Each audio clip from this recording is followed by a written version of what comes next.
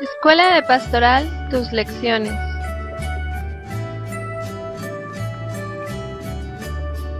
Luz y Sal, espero que se encuentren muy bien, espero que les haya ido bien en su retiro y los que van a tenerlo hoy y mañana, pues que les vaya excelentemente bien.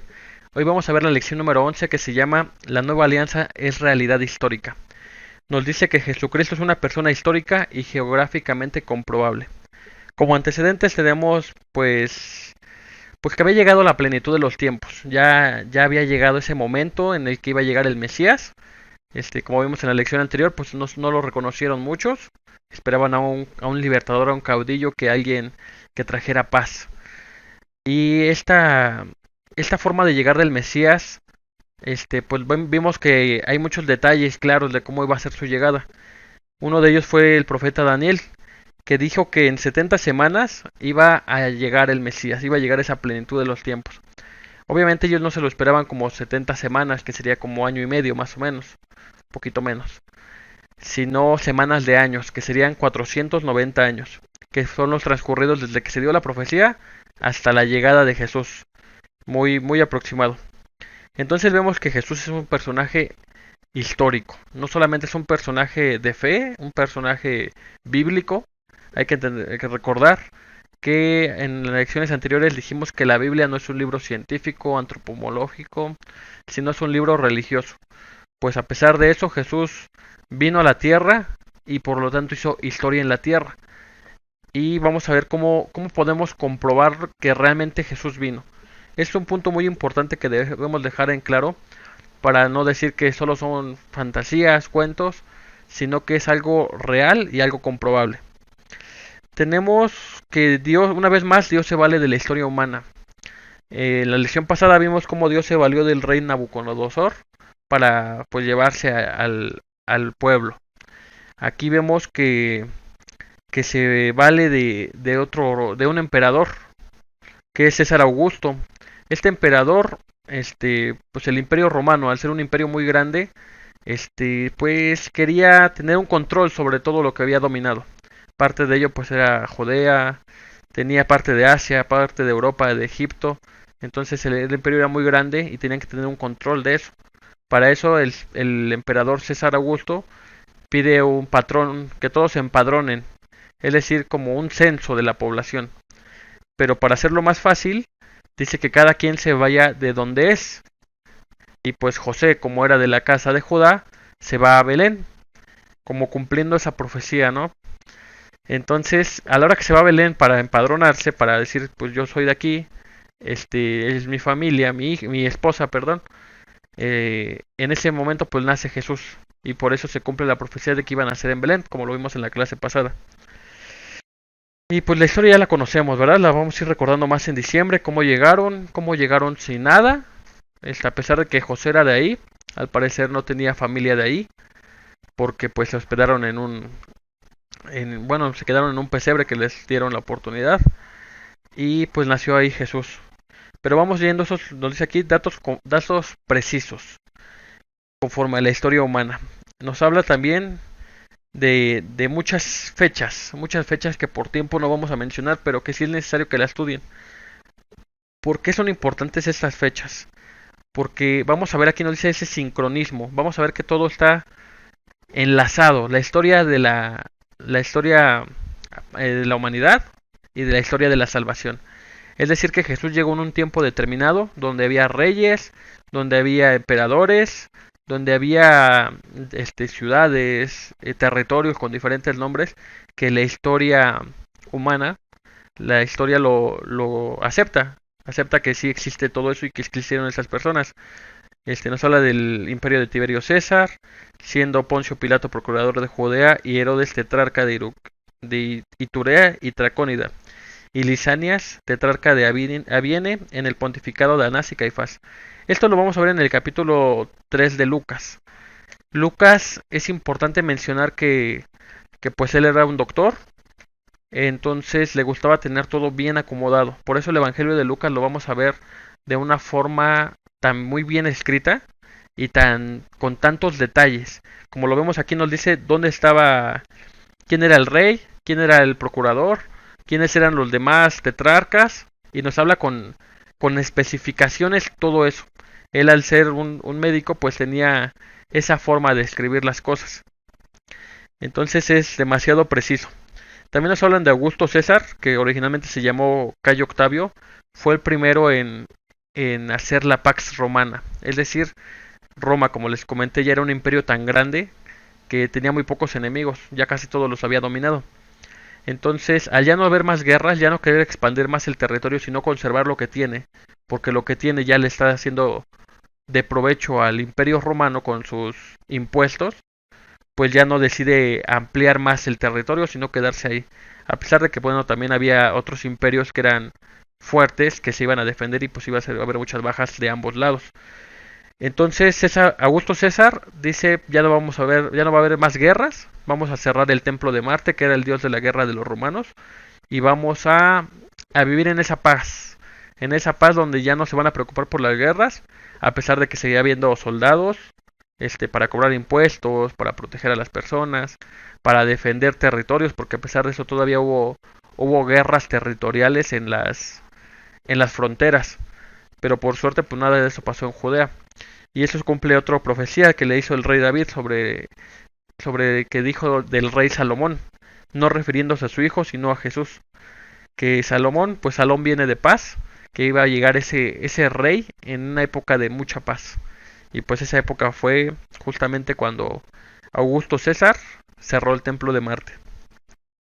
Siguiendo más fechas, vemos también que tenemos a Tiberio Claudio, que nos dice que empezó su reinado, su gobernación, a partir del año 14 después de Cristo. Y nos da eso como una referencia para saber que Juan el Bautista inició alrededor del 29 después de Cristo. Eso se va sumando a las tres años de vida pública de Cristo. Y aquí es importante recalcar que hubo un error de cálculo de Dionisio. Dionisio el Exigio en el siglo VI. Porque, digamos, algo que tenemos que entender muy bien es que en el año 10 antes de Cristo nos decían, estamos en el 10 antes de Cristo, porque no sabían que venía Cristo. E incluso cuando llegó Cristo, nos decían, ya estamos en el año 5 después de Cristo, porque eso fue tomado ya como referencia siglos después, lo vemos aquí en el siglo VI, y fue Dionisio, pero tuvo un error de cómputo, de cálculo, no calculó bien, y pudo haber sido 6 o 8 años antes. Es decir que Jesús tal vez no murió a los 33, sino murió entre los 38 y los 40. Es importante mencionar esto porque muchas veces nos quieren decir que nos tenemos que bautizar a los 33 años, porque Jesús se bautizó a los 33. Pero teniendo la información clara, estudiada, pues vemos que no sabemos la fecha en la que nació, y no la sabemos porque realmente no es muy importante. Lo importante no fue la edad que tuvo, la edad en la que se bautizó, sino lo que vino a hacer y lo que vino a hacer por nosotros. Continuando, tenemos también a Poncio Pilato, que fue nombrado procurador de Judea en el año 27 y que en el 32-33 interviene en la muerte de Cristo. Él, pues, su esposa tuvo sueños y no quería que él participara en ese juicio. También nos explica qué es la tetrarquía. La tetrarquía es un gobierno, un sistema de gobierno que funciona en que cuatro personas controlan un territorio y son procuradores de ese territorio. Gobiernan ese territorio, pero no son reyes porque los espacios son muy pequeños. También es importante que lo veamos porque este punto es muy importante en la vista de que estamos ubicando a Jesús geográficamente. Nos va hablando de que Herodes el Grande, que él tenía el reino completo, pues quedó dividido cuando murió y se lo dio a Herodes Antipas, tetrarca de Galilea y Perea, quien dio muerte a San Juan el Bautista y se burló de Cristo durante su pasión.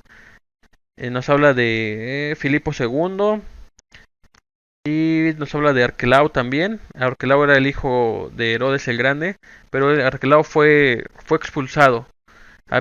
Dice aquí, habiéndose hecho odioso a sus súbditos, los romanos, a son de restablecer el orden, lo destierran y ponen como procurador a Poncio Pilato. Es decir, aquí tenemos dos historias: la historia de la salvación que vamos a ver en los evangelios y la historia humana, la historia profana, que la recolectan muchos historiadores, que la vamos a ir viendo y la estudiamos. Pero aquí lo importante es que estas dos historias coinciden. Tenemos tanto los evangelios de Lucas, que son los que, como les digo, tienen más información, y tenemos la historia pagana. Entonces vamos viendo que pues sí existieron los reyes, sí existieron los emperadores, César Augusto, Poncio Pilato, todos ellos hay registro, pero algunas veces no aceptan que vino Jesús. Ese es el detalle. Pero teniendo nuestra Biblia, que se escribió después del 33, el Nuevo Testamento, los Evangelios, pues vamos a ir viendo que todo va coincidiendo, a pesar de que han pasado más de 2000 años. No, todavía no son los 2000. A pesar de que han pasado casi 2000 años, pues sí vemos que ha habido pues se mantiene todo eso, ¿no? Toda esa relación que hay entre ellos. El único detalle, la única diferencia es que Jesús, pues él sigue vivo. Tenemos aquí, nos dice que tenemos las huellas que persisten. Tenemos que pues hay monumentos donde se habla de faraones, de, de guerras, ¿no? Los vikingos, los hunos, los chinos, todos ellos con sus reyes, con sus emperadores, gobernantes, y que hay historia de ellos y que muchos los siguieron. Tenemos también el ejemplo de Napoleón, etcétera, etcétera. Tenemos ejemplos de que los siguen, pero cuando mueren ya todo se acaba, cambian de rumbo. Y Jesús murió, volvió a vivir y todavía sigue teniendo seguidores. Eso es importante. También aquí nos menciona sobre la unión hipostática. La unión hipostática es la unión de dos naturalezas. Es decir, dos naturalezas se unen, no se contraponen, sino que están unidas perfectamente. De esta forma, Jesús es perfecto Dios y perfecto hombre. Ya lo habíamos visto en otras lecciones, o lo vamos a ver, que Jesús, pues, en Jesús el hombre se hizo Dios. El hombre pudo llegar a ser Dios a través de Jesús. Un hombre se hizo Dios. ¿Por qué es importante conocer la unión hipostática? Para entender que Jesús es Dios principalmente. Para entender que Jesús, a pesar de ser Dios, se hizo hombre como nosotros para tener los mismos sentimientos que nosotros. Y para ver también esa forma de la sustancia. La sustancia va a ser esa sustancia divina y esa sustancia humana que se unen pero no se separan. También esto nos va a servir para nuestras lecciones de segundo, que veamos la Eucaristía, cómo se une la sustancia de Cristo con la forma del pan, pero deja de ser la sustancia del pan y ahora solo es la sustancia de Cristo. Pero eso ya lo veremos despuesito. Entonces tenemos que no hay posibilidad de duda de que Jesús haya venido. Tenemos puntos muy claros, muy referentes a cómo fue su llegada, quiénes gobernaban, dónde estuvo, dónde predicó. Y nos habla también de esa diferencia, que tenemos un Cristo vivo. Entonces la diferencia con todos los emperadores, reyes, etcétera, es que Jesús sigue vivo, Jesús sigue con nosotros, nos sigue impulsando a seguir y sigue siendo nuestro modelo y sigue teniendo seguidores. Dice aquí una problemática que merece estudio. Para el que carece de esa fe, todo esto constituye un problema que merece reflexión. ¿Por qué esa fe? ¿Qué la sostiene? ¿Por qué esa seguridad? ¿Qué la mantiene? ¿Por qué esa esperanza? ¿Qué es lo que la anima? El solo modo de creer y de esperar en Jesucristo acusa la presencia de algo ajeno a la naturaleza humana. El hombre por sus solas fuerzas siempre admitió creer y esperar en algo comprobable. Y esto no se comprueba. Si alguna cosa esperan, ¿cómo la demuestran? No cabe duda que en esto se repite lo de Abraham, el cual esperando en contra toda esperanza, creyó y fue hecho padre de muchas naciones, según le había sido dicho así. Así será tu posteridad.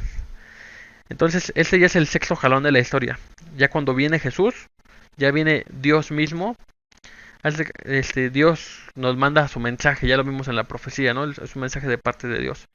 Dios nos manda su mensaje, pero el mensajero es el mismo mensaje. Tenemos a Jesús vivo, lo estamos recordando en este retiro y convivencia como Cristo Rey. Hay que seguir manteniéndolo vivo, con esa comunión, con esa unión con Él. Pues eso sería toda la lección, hermanos. Espero les sea de ayuda, que tengan una excelente semana y que les vaya muy bien en su lección número 11. Y nos vemos en un próximo video. Hasta luego, hermanos.